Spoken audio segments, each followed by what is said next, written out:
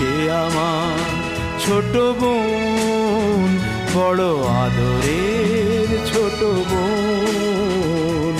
সে আমার ছোট বোন, বড় আদরের ছোট বোন।